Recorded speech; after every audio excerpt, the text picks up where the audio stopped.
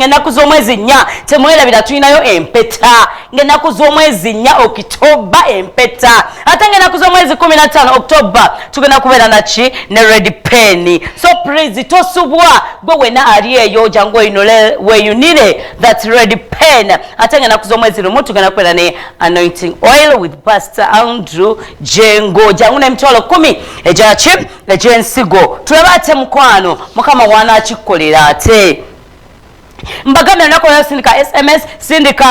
top voice note kumanga sigenda kubeera na budde bwa voice note masaawo tujja kubeerawo ne kansala waffe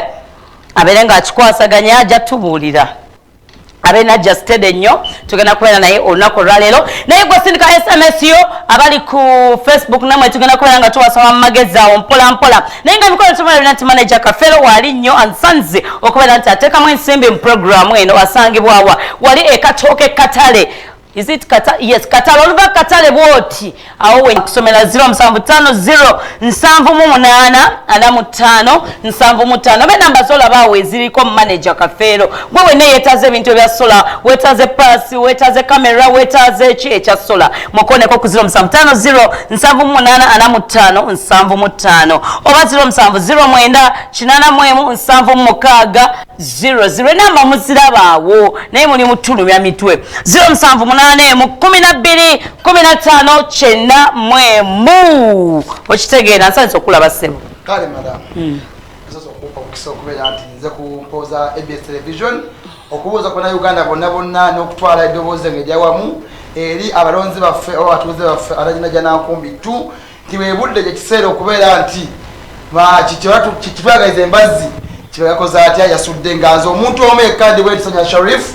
kulwana jana nkumbi tu yavaayo n'okubeera ati nesowolayo okutereeza ekitundu kyaffe ngawe mwasa ne mugamba ntukulindiridde era mbasaba mbeere nga temuva ku mulamwa mwewalira okubeera ati mwewaayo ne mukkiriza okuba ati mwasiima ne mugadiwa mwekumpa akalulu kuba kansala LCF bakuzaayo era nga Democratic Party nze egumire atalewo ebyo mbijjukire dda ku muzeeyi wange owenjawulo omu ekabweti nti ndi wa DP ne president wange waliwo mbw ati nti edo bakyagulanyi yes naye nga DP nga baganye najana nkumbi tu ekiseera era nti temusuula nnanga mbyawo najana nkumbi tu limu ebyalo bina steera kota zone sanyalaze stop blocker Nikisanya Sharifu ngaye mwani mwampelekera nnyo mwamperekera nebaza okutwala nti webaza ddala minaso okumpelekera mukwewandiisa neba nominate okubeera nti kolaki nesimbawo era twasitera mu message muteze esaazo muli kutulaba era mbasuubiza nti sijja kubayiwayo era mbeza okubeera nti mwebale nnyo okubeera nti mwewaayo ne mugamba alanzi kanveeyo no Yesa Sharifa kawo kwesonga ati bali nnyo labalabanga beewuba yoyo sewanyala muwadde muwadde akalulu muwadde eli abanga kabane ne bangama ati wandize kuba MP kaba kanzire wano wembadde naye kyonnyo kye wabakolera ekikuwakwesa nnyo akalulu munajana nkumbi mu Kampala evudde okufuna bagana emirimu essaawa zino lezo project njigiriza abantu bagero kitundu ekyo basobola okukola sabuni osobola okukola cakes n'okusobola ebintu by'omutwe nga zatufa project ezanga sana Sharif ate osobola labayo lindako osobola okukola projects zo naye abantu bo obawa emirimu bwe tujja mu kampani etusobola okusangamu abantu abasitera nga be basinga obungi oba abanajja awo mu kampani yo kituufu najala nkumbi twalatubomu naba offer nti abaana abo bajja mu kufuna emirimu ku bwereere ne bagamba nti mulonye yaje kumituna nagamba nakusola sitwa muntu ku kitundu kya kwati jembeya naye saa tulina emyale saa kikwati ejjudde mingi ngenda kwa ku nsonga ezo ate na kukola ngaba zinga kuvayo kulanga nwani ya muntu wekitundu kya kusoka dadala ndio yokole ki ngende ewa kwanza ni muntu akwita bajana nkumbi tu mwepangalidde ekulidde mu ghetto yo gitegeera ghetto mundomo ate waliwo bafuzeeko enfuga ye yali etya jangu Reina sabo badde okyatunyonyola najala nkumbi tuze sero baga basoro obudde omutubudde bugwayo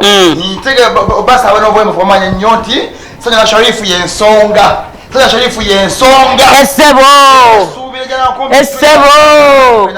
abantu benajja genda kubayiwayo bategeza ati najala nkumbi baba okusitera amasanyalaze ti stop blocker kota zone bwe budde bekola ki twagalemu omulimu okukwatagana gwenda ino omwana wo atala kyakola omwana wo ali awo amukuleetere gutwaleze embeera emyera esaa egikukuta nagitereza muwa omusajja tugenda kubeera tumukolako tumulongoosa basaba busalina obwembufu bannange temunvaamu mutulabye nga ddala omwebe saa zonde gwaki bavubuka tonna abantu abafe bwaki abatumanyi muwa omuntu agenda okuwa abaana bammwe emirimu omuntu agenda obbawa emirimu mu kitundu kyammwe nga teri kunoonya mirimu si bwe kiri ssebo yakusaba otumira abantu najanakumbi tu tebannaye temutuvaamu abali kusawunya mutulabya ddala bakyayibanendanabo okusitala kampeni amaja banendannaye mbagala nnyo ddala nseeyo twamukyala wange omubwati yetegere matovu kalo kwali nnyo matovu kalo nkubuzizaako omubwati oyo mwali namwenna abagasanya sharifu ng'omuntu era mbasaba nti temutuvaamu n'okusaawo eri esembayo weerabidde abaana abakolera akayimba kembadde kampulira Sewanyana nkuwadde kalulu twale tinawe nkuwadde kalulu tukwadde oluyimba ku bwerere free of charge babanajala bamusteera era mwebaza nnyo mumutannamisamu mwa Flavour mbagala nnyo naye nga kusinga ddala abantu benaga bemutuuza najala nkumbi tu nkusaba busabi nkusaba bwegayiridde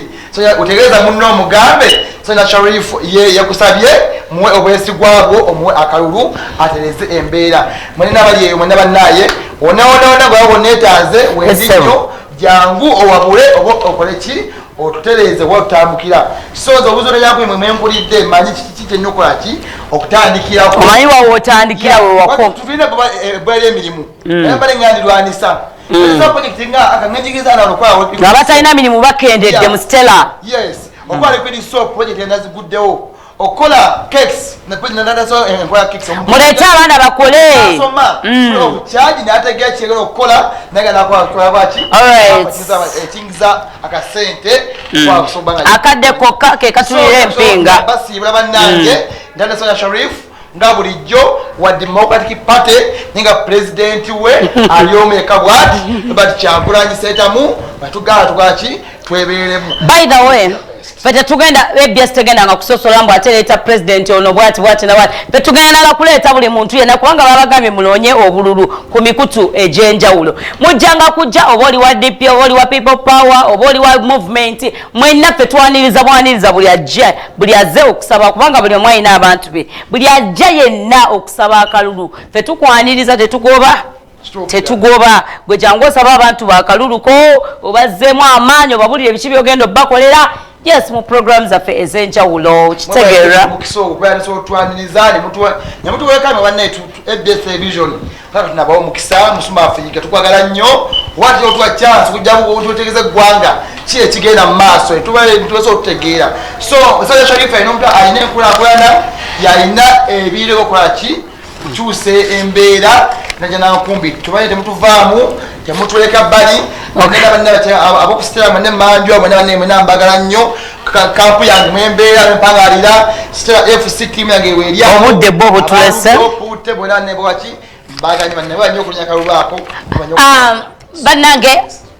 Irene ojja kunonyeza akayimba kakechama jakaweleza akashiba jakaweleza ku Mr. Ranga munewa Agatha nti mukwano tukwagala nnyo Mr. Ranga Williams nti tukakuwerezaako nnyo nnyini ddala then tulinawo Sewanyana nkuwadde Sewanyana nkuwadde tugenda kwenanga nako tukalekayo then tubadde ne baby girl Angel emabega wa kamera tubadde ne Irene nga kikwasaganya ku lunaku olwaleero. Irene tusabulire omuzi